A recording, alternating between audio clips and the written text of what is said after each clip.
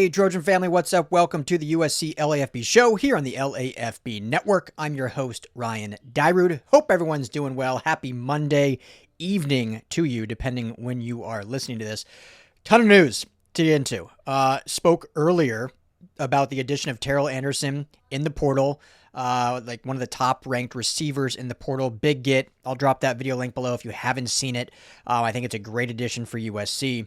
Since then, quite a bit of news to get into. I was going to do some separate videos, and I'm like, you know what? We'll just dump it all right in here. It all relates in terms of a couple transfers out, in terms of a re-signing, in terms of who's left to get the roster where it needs to be, and an update, somewhat, on Husan Longstreet. So we got to get into all of it. So first, the transfers out. Again, not any real surprises. We'll see how it pertains to the rest of the roster construction. But Joey Olsen, tight end, ultimately ends up hitting the transfer portal.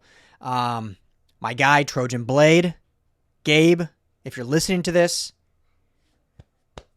I'd pour my coffee out, but I don't want to make a mess in here. But pour one out for you. Unfortunately, the dream, at USC at least, will not come to fruition. But Joey Olsen, a great player, unfortunately just, had some nagging injuries and was never able to see the field.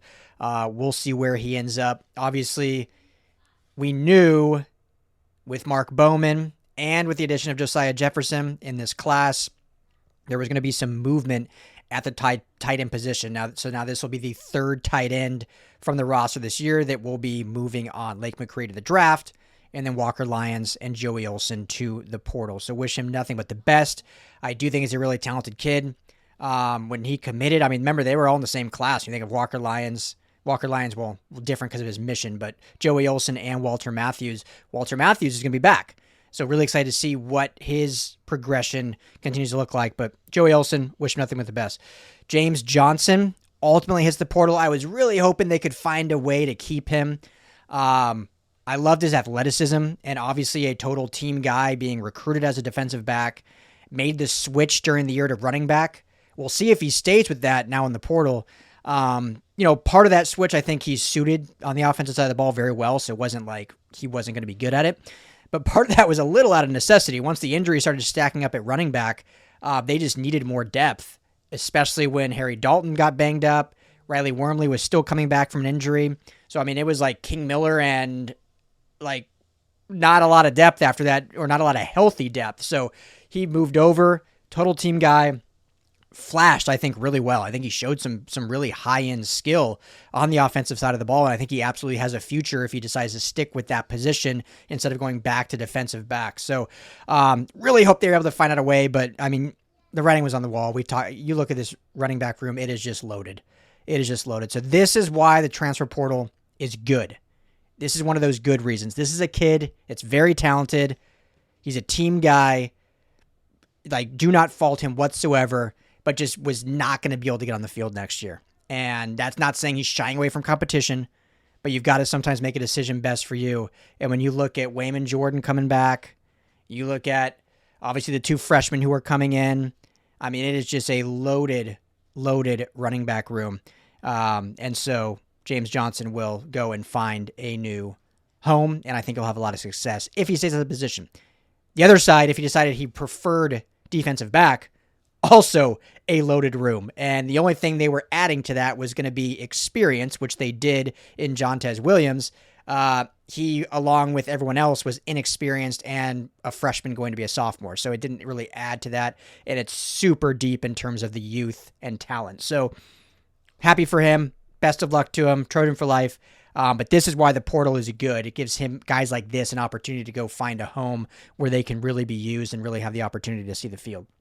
And finally today, and this one could have a bit of a ramification, consequence, ripple effect, whatever you want to call it. Kevin Longstreet, the older brother of quarterback Husan Longstreet, decided to hit the portal. In a vacuum, or in a personal, just specifically with Kevin Longstreet, no surprise. When he transferred over here, and I'm not saying this in any negative way, but came from Texas A&M. Remember, he was at Texas A&M. Husan Longstreet was originally committed to Texas A&M. Husan ends up flipping to USC, and then Kevin ends up hitting the portal and coming to USC. Obviously, they're from LA. It was a nice homecoming. Maybe their dream always has just been to be on the same team together throughout college. So we'll see what that affects Husan in a minute, which I'll get to here soon. But for him specifically as a player, this makes a ton of sense for him to have an opportunity elsewhere. He ended up seeing the field this year. I don't think anyone expected him to see the field, but out of necessity and injury, he got a lot of PT early in the season, and specifically in those first couple games. And then really his big moment was in the Illinois game, and unfortunately just didn't quite have it and really got exposed against Illinois. He worked his tail off, was really put into a tough situation to be the starting nickel after Kamari Ramsey went out with the food poisoning, and Illinois just ate him up all day. So I think a good young player, has some skill set, but with the depth at that position, he was probably not going to see. I'm shocked he saw the field this year. And again, I'm not saying that in a bad way, but that was not like the plan. So now he can go find kind of a home where he has an opportunity, and we'll see what that looks like. And we'll see if that includes his brother going with him, and they're kind of a package deal. This happens more often than maybe people realize. Obviously, we know the Branch brothers coming here to USC, both transferring to Georgia. The Lyons brothers, it was all about, hey, Walker's here, Ryder's going to come here. All the recruiting stuff I talked about a ton. He ends up committing to BYU. I would be shocked if Walker doesn't now end up at BYU. So there is something to be said about, family members and brothers, and, not always, but wanting to play together, and we'll see what Husan does. So before we get to the re-signing of someone, let's just talk about Husan, because that's now kind of the next little ripple. And I wouldn't call this necessarily new news, but Steve Wiltfong just a couple hours ago released, I guess he had reached out to the Longstreet camp, and I'll drop the link here for credit, from on 3, but spoke with Husan's father, and he said, in regards to kind of, is he being back, is he in the portal, he says, quote, "We don't know yet.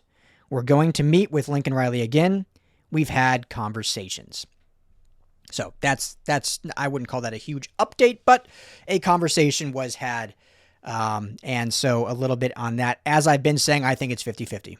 I think it's 50-50. He's back.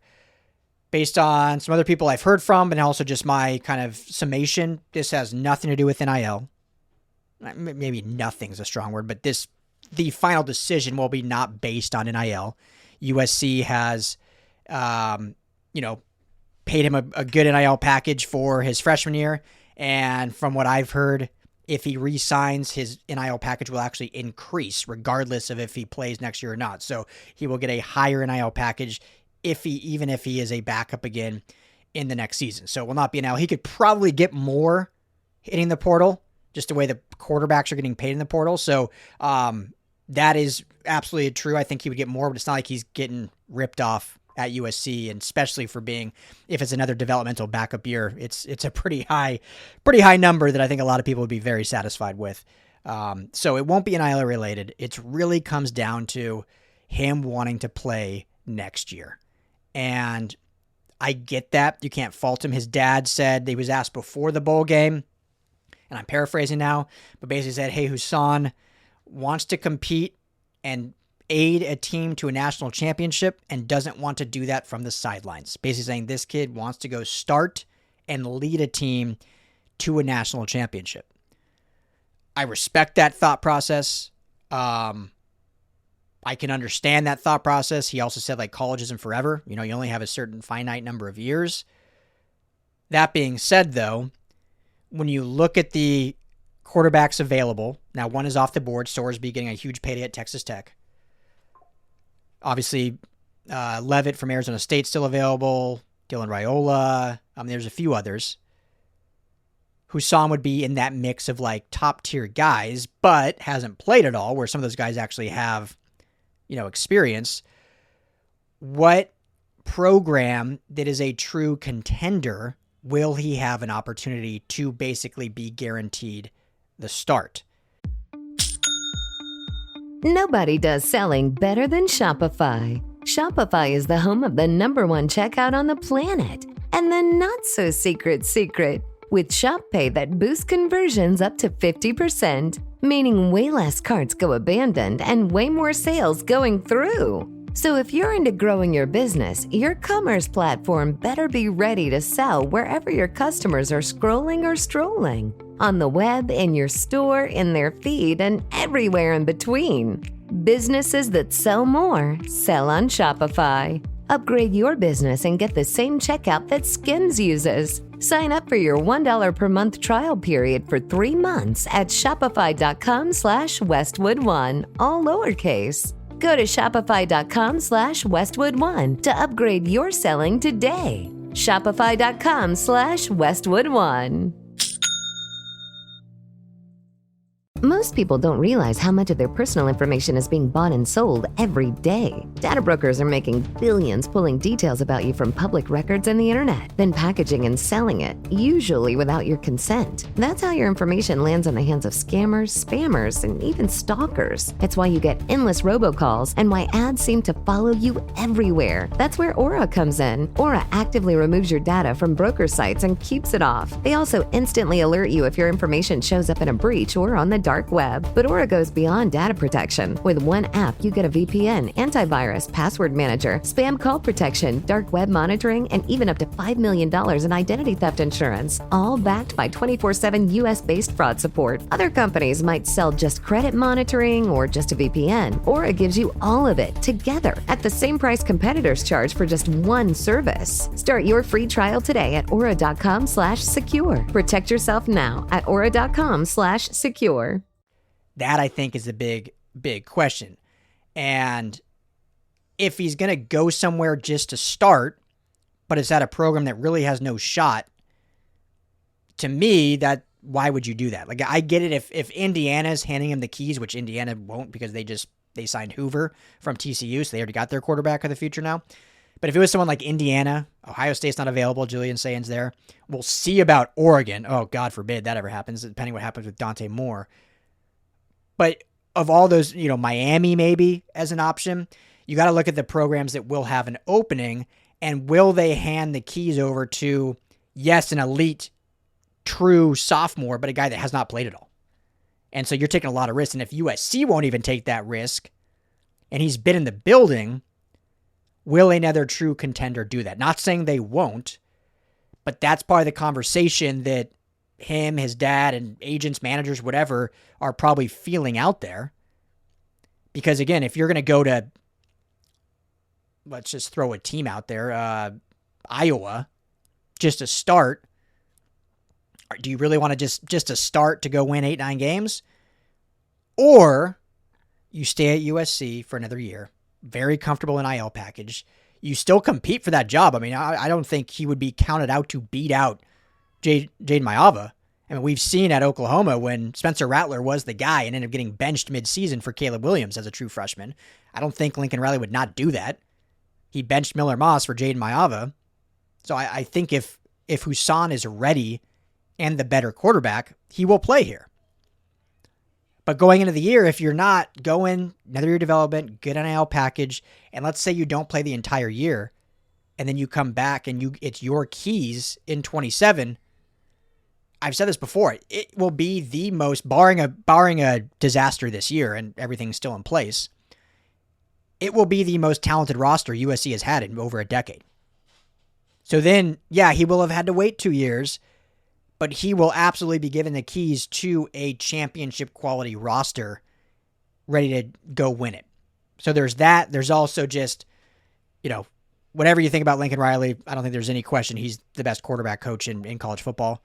Writing's on the wall. Every QB that's finished their college career with him was a first overall pick or Jalen Hurts, who went in the second round and won a Super Bowl. So that alone, it's like, hey, what's 1 year? Yes, college is a short time, but what's one more year versus my entire future? And I can still play a year or two at college. Like you're not playing at all. Not like a Matt Castle where you're just not playing. So it'll be interesting. I still kind of waffle back and forth. With his brother transferring now, I would maybe lean a little bit more like he will end up hitting the portal. And if he does that, remember, you got Jonas Williams coming in. They'll basically be in the same situation they were this year with Jade Mayava and a true freshman. You would probably then add a vet QB just as a third arm for practice, as a guy that's been there, done that, like a Sam Heward. And then Jonas Williams takes over as a true freshman, which is what Husan wants, or as a true sophomore, which is what Husan wants to do. And like I've said before, I'm very high on Jonas Williams. I think his tape is great, his athleticism, and that's not taking anything away from Husan. I want him to stay, but it wouldn't be a panic. The only thing that would happen if he leaves is optically people would say, oh, what's going on at USC? Can't hang on to their 5-star quarterback. Aside from optics, there'd be no panic. I mean, quarterback position they'll be fine with, especially with who's coming in Jonas Williams. So that's the latest on Husan. And then finally, the re-signing, and it's a big one today. Jide Abasiri officially re-signs. This one was extremely important for the defense, for the defensive line. Will now be their most experienced defensive lineman, with guys like Devin Tompkins hitting the portal. So he will be the vet in the room. When you look at the returners on that interior defensive line now, you got Jide Abasiri, and you got Jamal Jarrett, Jakeem Stewart, Floyd Boucard, and Cash Jacobson. So 3 freshmen moving to sophomore. Cash will be a redshirt freshman. Jamal Jarrett will be a redshirt junior, I believe. And then Jide Abasiri will be a true junior, ready for a breakout season. So big one for Jide. And then obviously all your freshmen coming in, your big 3 that will, I think, compete for playing time. First year will be Jamian Winfield, Tom Tapui, and I think Braden Jones, depending where they put him at 3 or 5 tech, will be able to compete as well for some actual playing time. So that's kind of your depth at D-tackle. Portal, they've got 4 additions. I don't think they're going to go, like I said, I always said 10 to 15. I think maybe even less than that now. More in that kind of 7 to 10 range, 8 to 10 range. I do expect him to add at least 1 defensive lineman, maybe 2. So, but getting Jide Abasiri back was massive, and I think he had a really good season this year, and I think he has a chance to be absolutely dominant and really break out next year. One of the strongest guys on the team, and if used correctly with the pairings of Jakeem Stewart and Floyd Boucard, you got a really nice defensive tackle room. Then it's just going to be how the depth really fills out, or if they go get one of the elite guys available that's still out there in the portal. So the remaining guys left unsigned. Already talked about Husan. Alani Noah, seems like he's gone. We don't really know if he's gone from USC, if he's gone from college football. Again, I said it yesterday, I think. Really just thoughts and prayers that he is okay on a personal level. Don't know everything going on there. Tamir Robinson, linebacker, I don't believe I've heard he's re-signed yet, so that's still available. And then the other probably biggest one, Alex Graham. This one needs to get done. I think Alex Graham, super talented. There was not a young player talked about more by this staff than Alex Graham.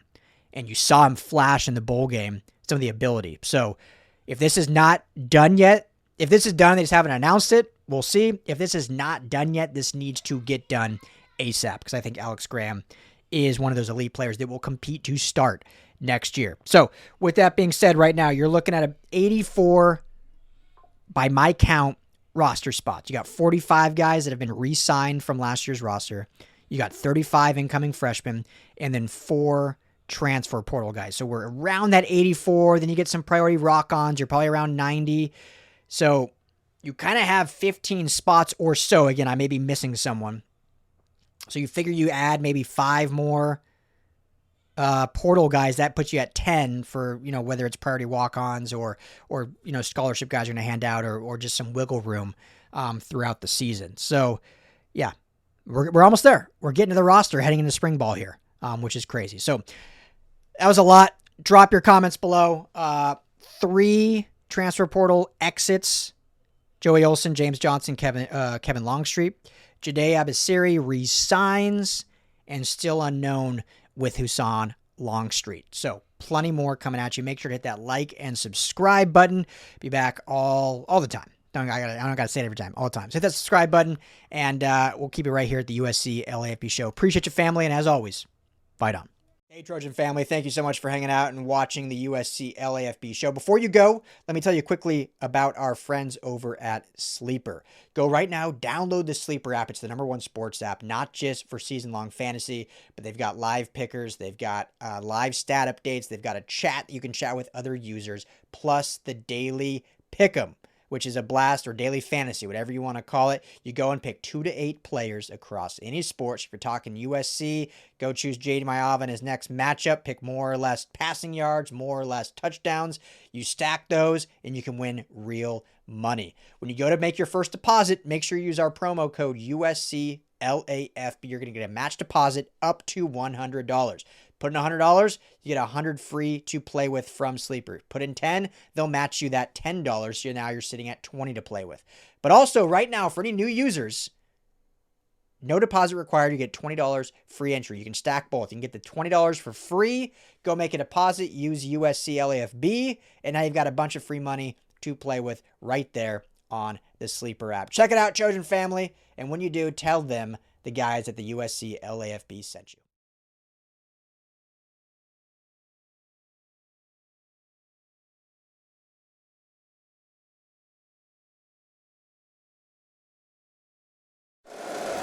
If you like the show, please take a moment to rate, review, and subscribe. It really does help the show to grow.